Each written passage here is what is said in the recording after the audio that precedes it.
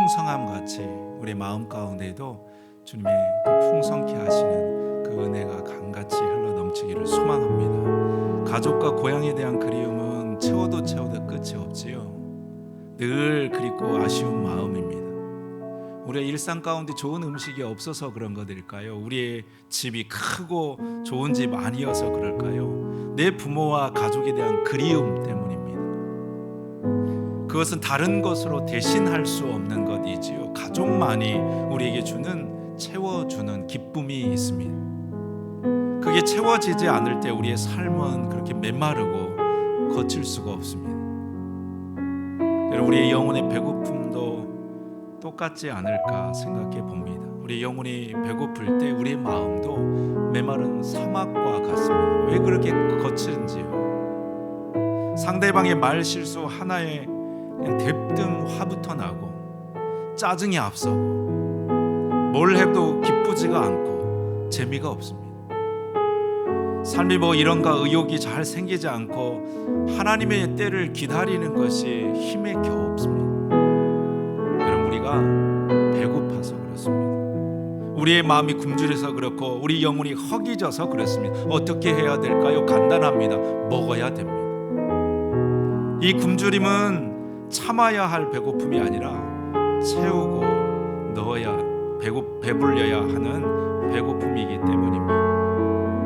우리의 영혼을 우리는 무엇으로 채울 수 있을까요? 그래서 예수님께서 제자들에게 말씀하신 것이 53절에 있는 말씀입니다. 예수님께서 그들에게 말씀하셨습니다. 내가 너희에게 진리를 말한다. 너희가 인자의 살을 먹지 않고 또 그의 피를 마시지 않으면 너희 속에 생명이 없다. 예수님은 당신의 살과 피를 먹고 마시는 것이 곧 우리가 생명을 얻는 것이라 말씀하셨습니다. 다시 말해 예수님을 채우는 것을, 예수님을 우리의 삶 가운데 채우는 것이 곧 우리 영혼을 배고픔을 해결하는 것이라 말씀하신 것입니다. 유대인들은 다른 것에 관심이 많았지요. 그들은 모세의 만나에 관심이 많았습니다. 그래서 49절 말씀에 보면 예수님도 만나를 언급하십니다. 49절 말씀에 이렇게 되어 있습니다. 너희의 조상들은 광야에서 만나를 먹었어도 죽었거니와. 여기서 만나는 모세의 율법을 말합니다. 당시 유대인들은 율법을 지키는 것을 생명과 같이 여겼습니다. 구원을 받으려면 모세의 율법을 꼭 지켜야 한다는 것이죠. 하지만 율법을 지키면 지킬수록 그들에게 찾아오는 것 삶의 공허함, 영혼의 갈증이었습니다. 겉은 그럴싸한데요, 안이 비어져 있습니다. 외형은 뭔가 정신없이 무언가를 하기에 바쁜데요, 안은 궁핍하고 가난해져 갔습니다. 그래서 예수님 그들을 채울 양식을 말씀하셨던 것이지요. 그것은 사람의 양식이 아니라 하늘의 양식이었습니다. 우리 50절과 51절 말씀을 저와 같이 한번 앞에 자막을 보시면서 읽도록 하시겠습니다. 하늘에서 내려오는 빵이 여기 있다. 누구든지 이 빵을 먹으면 결코 죽지 않을 것이다. 나는 하늘에서 내려온 생명을 주는 빵이다. 누구든지 이 빵을 먹으면 영원히 살 것이다. 내가 줄 빵은 나의 살이다. 내 살은 세상에 생명을 준다. 예수님은 60만 채우는 양식이 아니라 겉으로 번드르한 그렇게 하는 양식이 아니라 우리의 영혼을 살릴 양식을 주고 싶으셨습니다. 우리가 그렇지요. 좋은 것 있으면 자녀에게 주고 싶습니다. 내 새끼 목구멍에 반난 것 넘어가는 것만큼 부모에게는 좋은 게 없습니다. 그 마음으로 여러분 이번 명절에 또 얼마나 많은 음식을 준비하셨는지요. 자녀들 입에 먹이려고 송편을 만드셨는지요. 아니면 전을 그렇게 준비하셨는지요. 갈비찜을 만드셨는지요. 요즘은 웬만하면 다 그냥 사다가 그냥 하신다고 그러는데 좌우에 계신 분들 한번 우리 인사 한번 나누도록 하겠습니다. 뭐 만난 것 준비하셨습니까? 이렇게 한번 인사.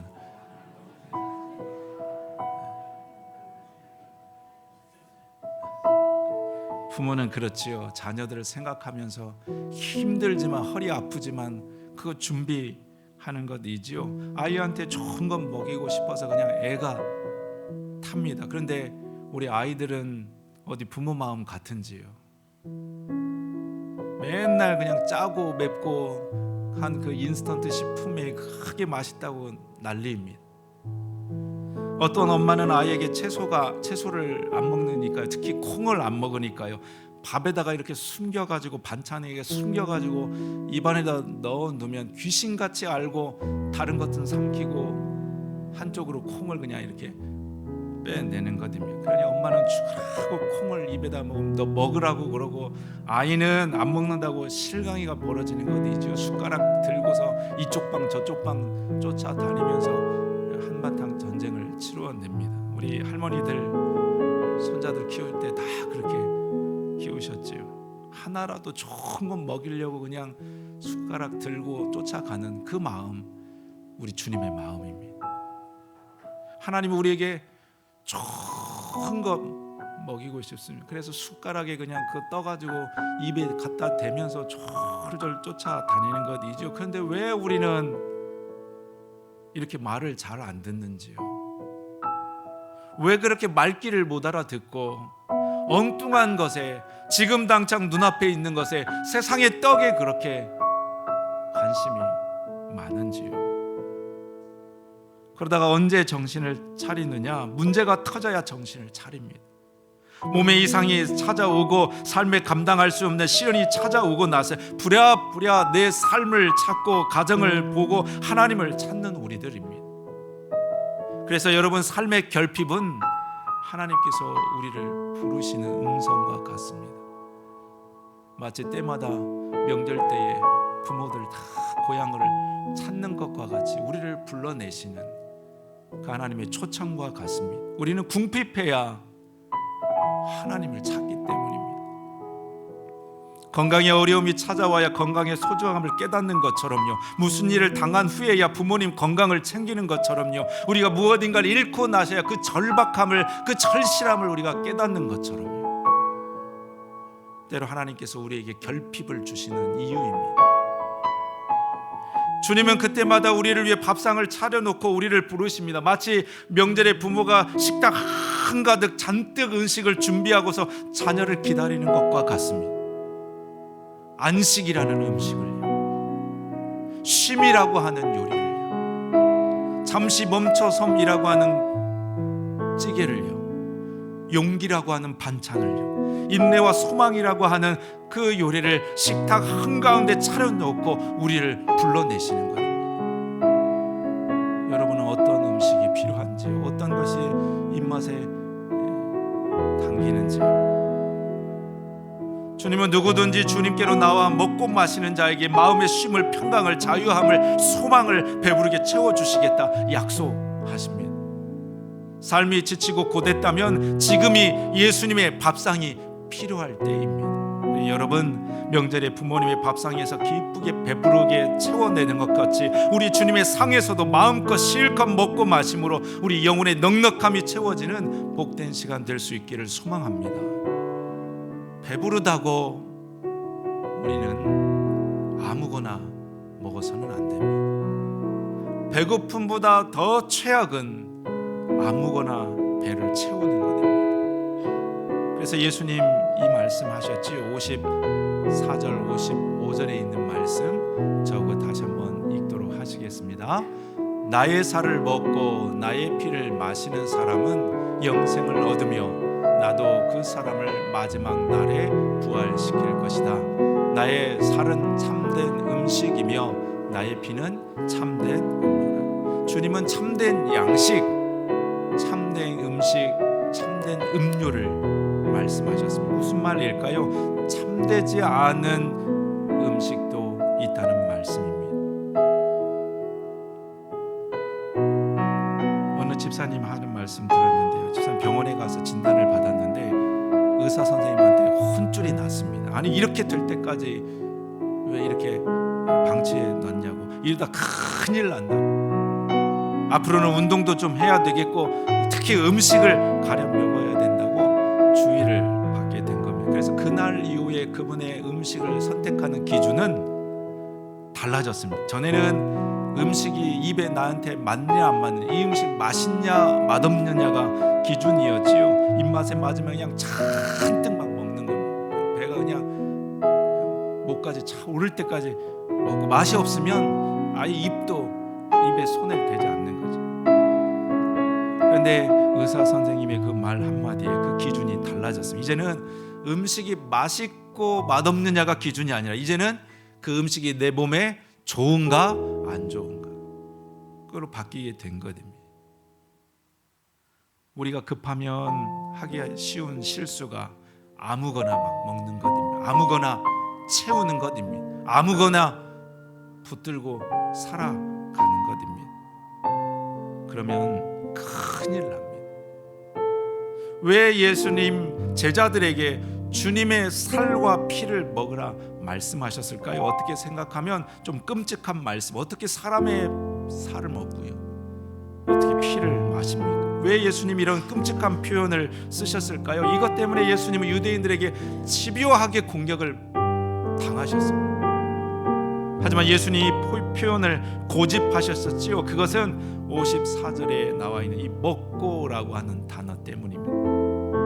이 먹고라고 하는 이 단어는 단순히 먹는 것만을 의미하는 것이 아니라, 이 말은 특히 단단하고 딱딱한 음식을 직접 이로 깨물어서 씹는 행위 자체를 강조하는 말입니다.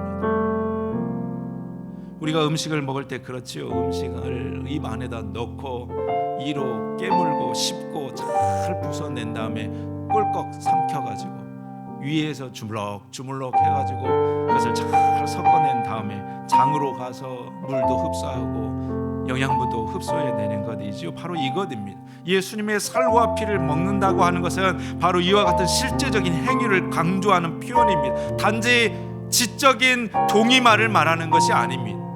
맞아, 그렇게 해야지, 그것을 이야기하는 것 아닙니다. 단지 의식적인 행위를 말하는 것이 아닙니다. 종교 행위가 잠시 우리에게 마음에 쉼을 줄 수는 있지요. 종교 활동이 우리에게 잠깐의 근심을 멈추게 할 수는 있습니다. 하지만 우리의 영혼의 근본적인 갈증을 해결해 주지는 못합니다.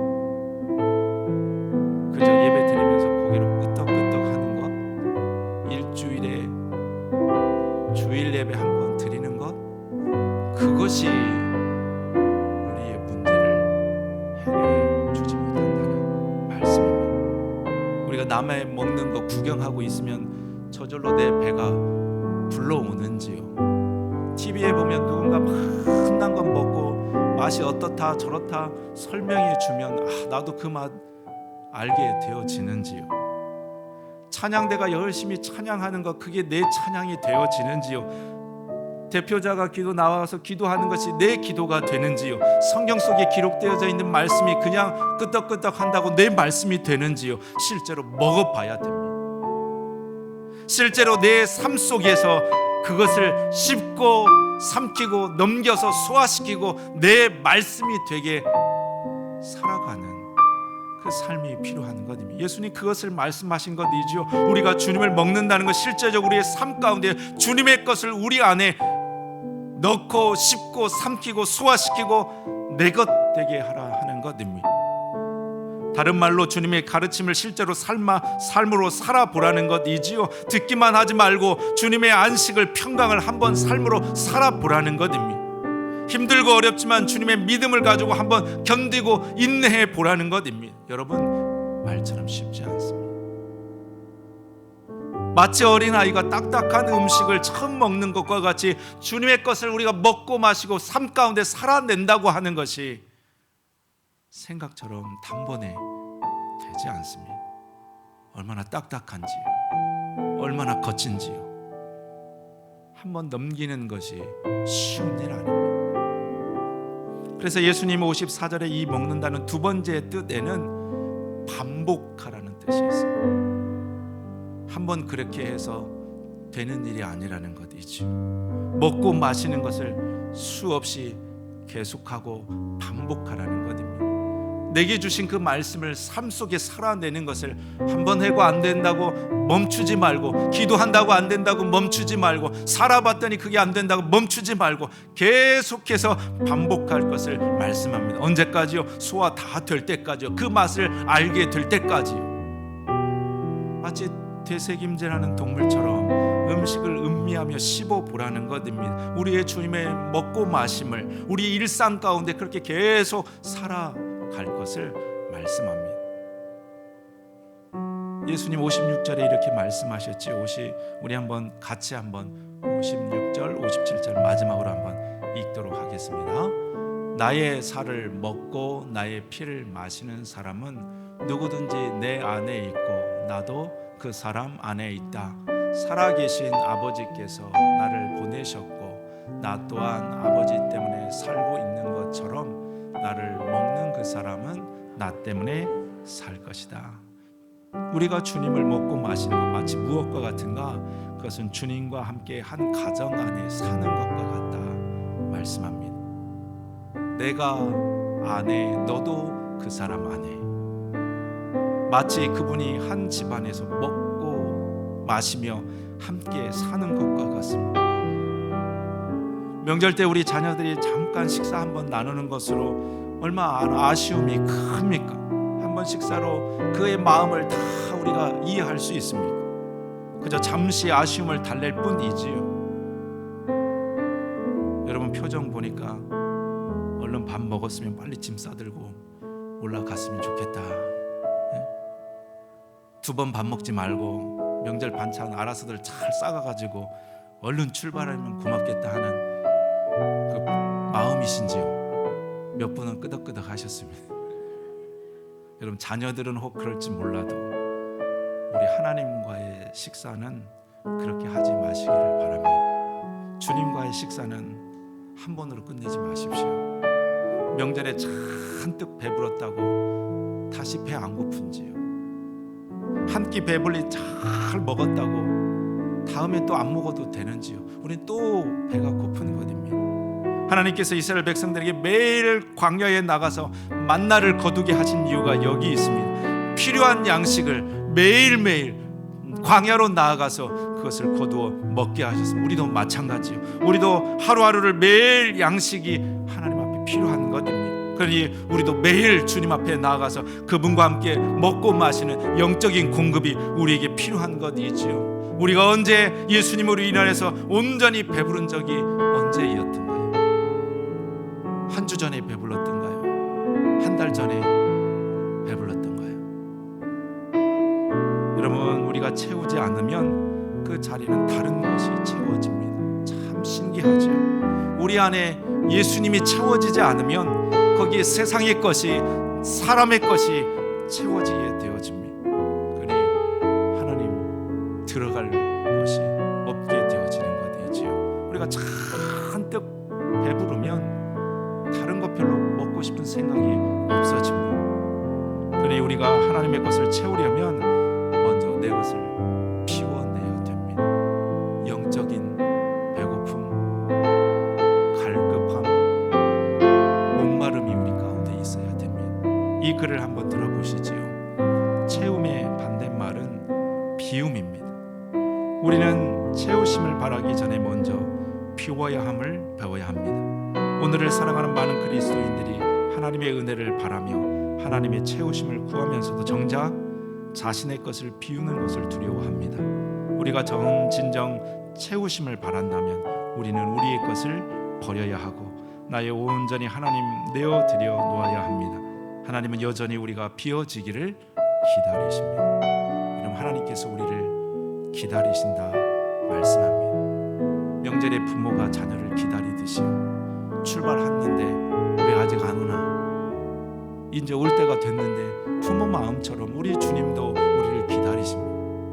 사랑하는 성도 여러분, 우리를 기다리시는 주님께 우리 문을 활짝 열고 주님과 함께 먹고 마시는 기쁨을 누리는 우리 모두가 될 수 있기를 축복합니다.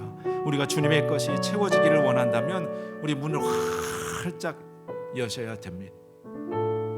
놓지 않으려고, 빼앗기지 않으려고 붙들고 있는 그것을 내려놓을 때 내 자리를 비워 주님과 함께 그 자리에 함께 앉게 되어질 때 주님의 것으로 내 영혼이 채워지게 될 것입니다. 그렇게 내 삶의 주도권을 예수님께 맡겨드리시기를 바랍니다. 매일 주님의 식탁에 앉기를, 주님과 함께 앉기를 힘쓰며 주님과 더 깊은 교제 가운데로 나아가기를 힘쓰시기를 바랍니다.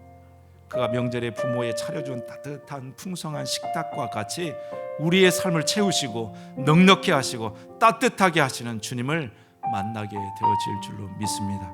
이번 명절의 풍성함과 같이 우리의 영혼의 삶에도 하나님의 채우심으로 풍성케 되는 은혜가 이 자리 우리 모두 가운데 함께하기를 우리 주님의 이름으로 축복합니다. 우리 기도하도록 하시겠습니다. 주님,